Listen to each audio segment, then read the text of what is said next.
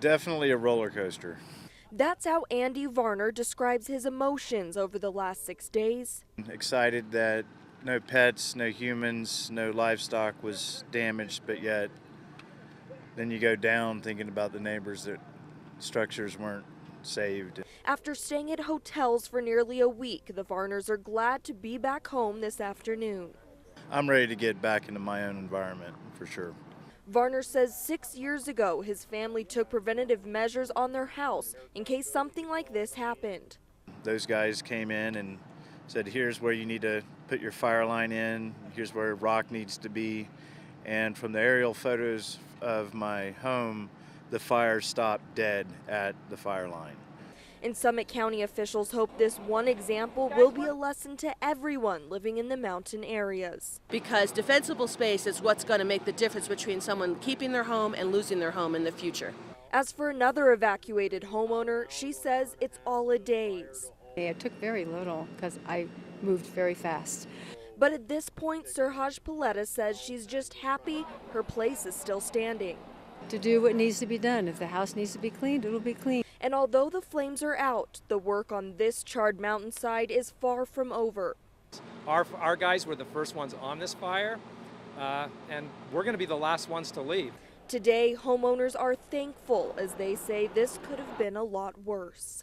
They did a fabulous job. I just cannot praise the efforts, the teamwork that was required. Really thankful for everybody that has been there for us. It means a lot.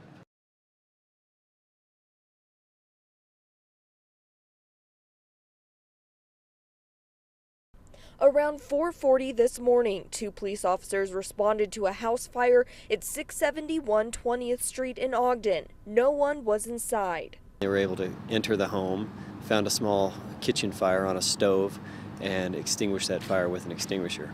When firefighters and investigators arrived, they initially determined the blaze might be arson. There is one suspect in custody, that's the occupant of the home, and it appears that it could be intentionally set. Eric Bauman, the deputy chief with the Ogden City Fire Department, says the man was found hiding across the street at the cemetery, watching as crews worked very quickly to save his home. Law enforcement's working with the individual as well as our investigators. But at this point, Bauman says they can't release a whole lot of information as they dig deeper into this incident. Depending on what they find, this man could face multiple charges. It can be very serious. It depends on where the fire is at and the degree of the fire, but it can range anywhere from a misdemeanor to a felony. He was taken into custody this morning at the Weber County Jail. The estimated damage from the flames, $3,000.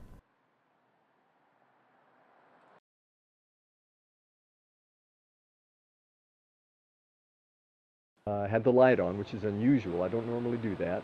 Around 5 o'clock this morning, Roger Croft heard tapping on his window. So after a couple of taps, I turned around and there was this gal looking in the window, and you could see she had blood on her t-shirt. Croft rushed outside to find a young man in his 20s in the gutter bleeding heavily, a young woman pleading for help. He was in bad shape. There were several stab wounds on his back and on his shoulders. And Police say around 4:45, the victim was a block away at this apartment near 11th East and 1700 South when he was stabbed multiple times.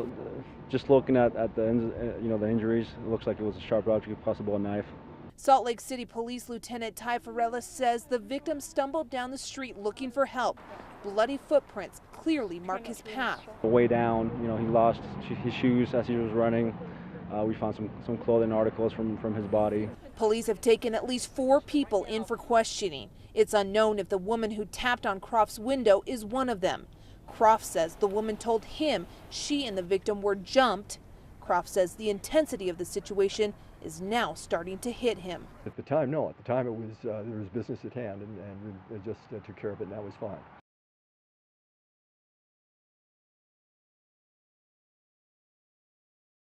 I spoke with Tina Ross, the 20-year-old's mother, and she says that this is just unreal and not a day goes by that she doesn't wonder how her son died.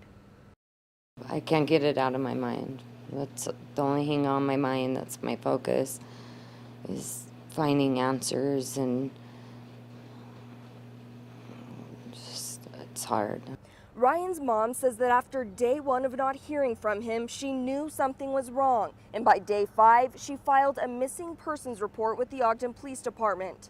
Ross says the last time she had any contact was the night of April 15th. A few weeks after officials put the 20-year-old's information on the national database, Ogden got a call from LAPD that a highly decomposed body had been positively identified as Ryan Bush. That body was found in a dump in Southern California.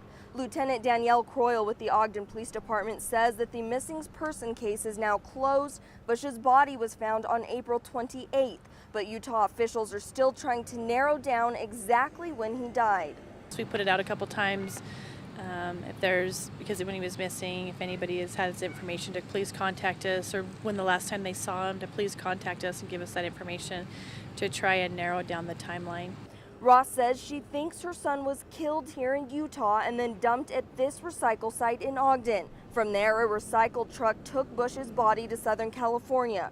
Ross says he was very mellow and non-confrontational, so she doesn't know how this would happen. I want answers, and I want justice for Ryan, because I won't ever have justice, never. Croyle says because this is an open and active investigation, they can't release a lot of details, but she says that this is something the LA Police Department has taken over the investigation to determine the cause of death. Reporting in Ogden, I'm Hayley Smith, KSL 5 News.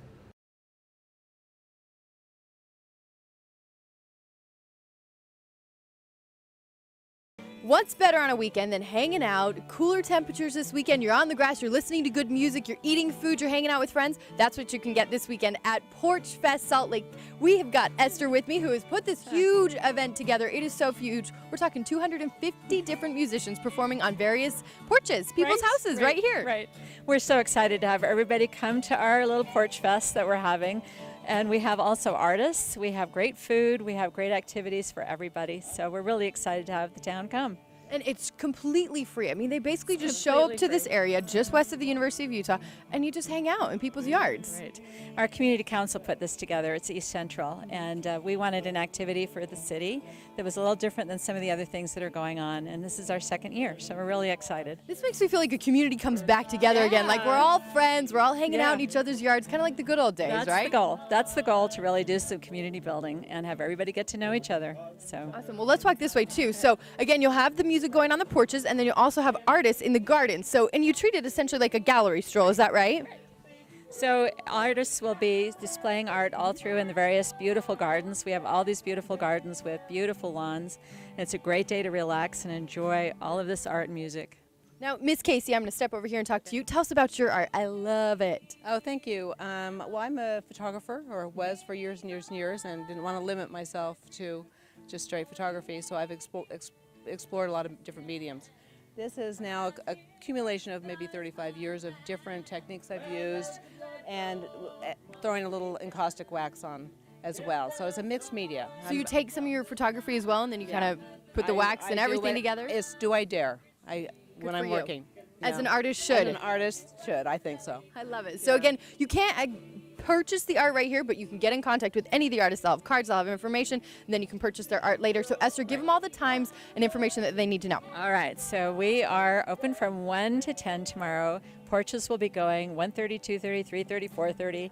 Then we have 3 main stages that we've set, and we'll have music from 6 to 10. And the main stages are just the islands in between the roads. Middle of the street. So in 12th East, we're on 3rd South. Everybody just comes here, that's where we go. Come hang out, enjoy, relax, meet friends, and bring your friends along. You can bring picnic. They'll also have a ton of food trucks as well parked along the street, so good times. Yes. All right, back to you in the studio. Okay.